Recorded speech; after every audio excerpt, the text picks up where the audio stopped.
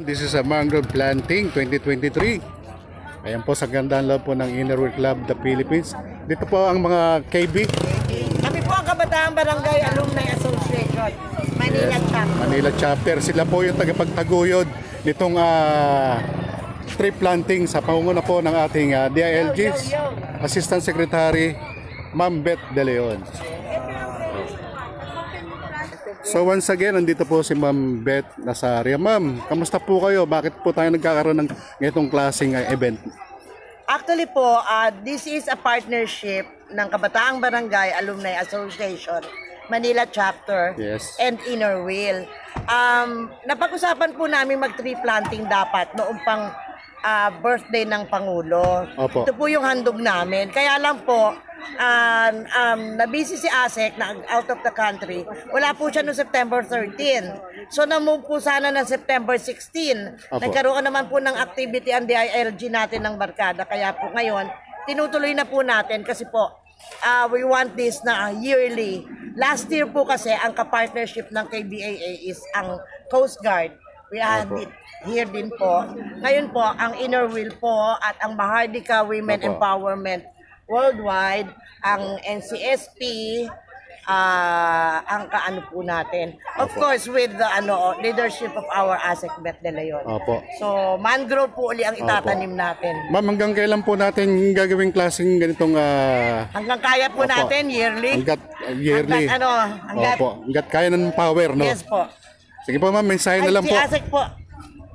Yes, ma'am. Ayun, so yun, cut na natin. I am Hello ma'am, how are you? I'm fine. So what can you say about this event today? It's just the first time na pumunta dito sa Basico for to have a tree planting activity with Okay. my officers, the Yes. Mahardika Women Empowerment Worldwide. Ayan. So ilan po kayo ngayong kasama niyo mga More or officers less ma'am? 20 Where are you from ma'am?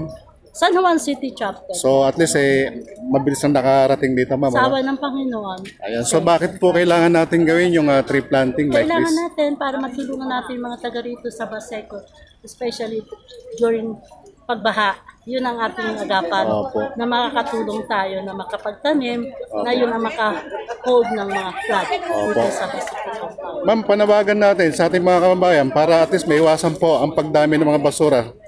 Panawagan sa lahat ng mga kababayan natin na sana ho makipag-isa tayo na wag basta-basta magtapon ng basura para hindi po tayo magkakaroon ng bara sa mga like sa mga tawag nito sa Opo. dagat o Mga sa drainage para i-avoid natin ang pagbaha.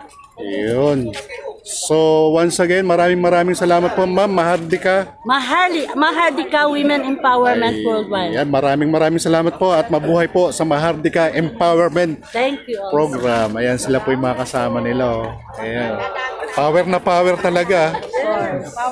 Ayan. Oh. Thank you so much po. Opo. Sila yung taga-NWEW. Women Empowerment Worldwide. Mahal for Muslim Affairs. Ma'am, good morning po. Good morning po. So, kamusta po kayo ngayon, ma'am? Okay lang. Rain or shine, dapat nandito tayo para sa ating kalikasan. Opo. Actually, ako yung VP ng Muslim Affairs Mahardika Women Empowerment Worldwide. And at the same time, ako yung Chief Division ng Settlement sa National Commission on Muslim Filipinos. I'm bringing with me yung mga staff ko. Opo. So, pumunta kami dito para suportahan itong programa ng pagtatanim Opo. para sa ating kalikasan. Opo. Maraming salamat po, ma'am. Mabuhay po kayo. Mabuhay tayong lahat. Lahat. Mabuhay po kayo Na lahat. daw si Okay. ASEC para mag-ano. Hello, sir, ma'am. Magandang araw po sa inyong lahat. Bakit po tayo narito? Yun. Good morning. Dito tayo ngayon kasi magkaroon tayong mangrove and tree plantings. Tapos meron tayo siyempre konting clean up. Siyempre napakalaga kasi na yung protektahan natin yung kalikasan natin. Yun yung kinikip natin yun na maganda. Opo. Bakit po natin ginagawa to, ma'am and sir? Ito kasi yung kumbaga tulong natin sa bayan, yung maglinis at then ma-prevent natin yung mga basura, yung mga Opo. sa pag natin ng pagtatanim natin ng mga mangrove sa maganda rin sa ng dagat. Kasi siyempre yung mga isda, yung mga nando, yun talaga kailangan nila para lalo si dumami. And then siyempre kasama na rin dito yung paglilinis natin para talagang mabantayan natin ang kalikasan na maayos yan. Ma'am, sir, anong grupo po kayo? We are Philippine Mountain Rangers and Wildlife Enforcers.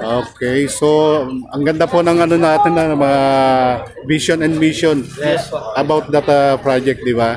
So, mensahe na lang po para sa ating mga kababayan. Marker?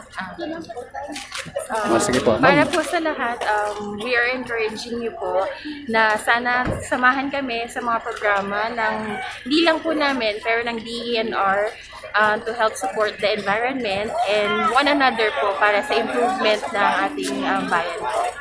Thank you po. So, meron pa po bang mensahe?